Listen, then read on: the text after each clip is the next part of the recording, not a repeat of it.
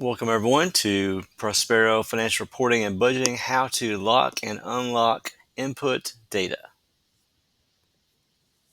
Today we're going to look at several features inside Prospero as far as locking and unlocking data. We'll look at individual rows or columns. We'll look at options on the input definitions themselves.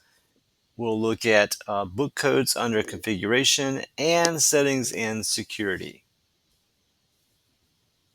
I'll switch over now to Prospero and let's look first at input definitions. So we will look at our budget 2025 input definition. A really easy way to go in here and change everybody's access to lock the data so they cannot type any changes but still see the data is located on the Options tab. And under Options, you'll have the checkbox lower right for read-only access. They'll still be able to see that data, see the input screen, open it up, but they cannot make any changes. It'll just be read-only. Another option, while we are in the input definition itself, is visibility. We can take away their access to even see the tab or the input option completely. In the input definition, at the top, we have visibility. Clicking that once, we can remove anyone that is listed here or uncheck this checkbox that says allow all users to use this input definition. And this will prevent any user from even seeing the input options. So two options there in the input definitions themselves. The Options tab to set it as read only, but they can still see the data, or visibility to remove it completely.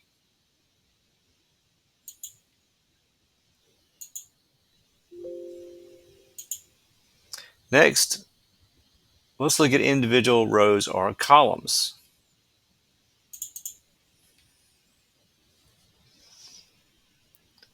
On any line set used for input screens, I'll open this one up as an example.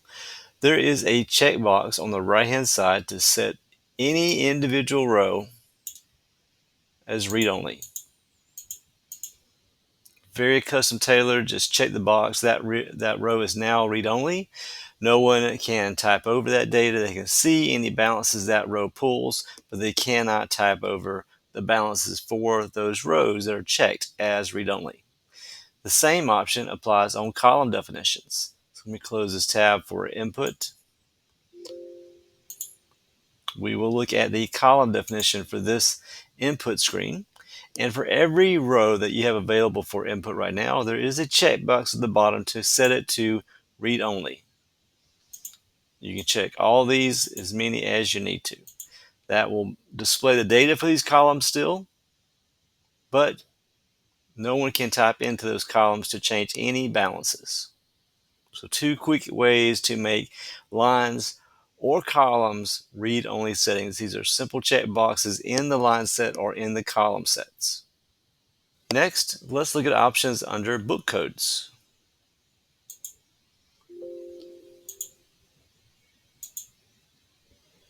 Book codes are located under configuration and then book codes. Any book code that is going to be available for input must have the checkbox to allow input and a year specifying which one is open. Now let's say we've gone through, we finished our budget input. I will take off input for that, and I can also take off the open year reference. And let's say we're getting ready for our Q1 forecast. I'll check that box to allow input, and I will specify that this Q1 forecast is only valid for a specific year. Let's say 2025 Q1's forecast.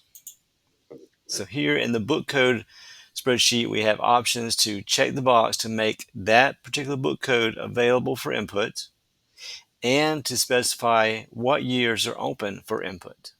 And the last area we'll look at will be security inside Prospero. For security, we'll look at user definition. I'm logged as an administrator. I can see everyone's access. We will use this budget input with HR access as an example. So for any role that we have inside Prospero, there is an option to check the box for read only. And that will make any user in that role read-only access. The same option applies for individual users. So if you have one person out of a list of 20, you can go to that one person and check their box to make that one person read-only. So two options there inside security at the role level or at the individual user level.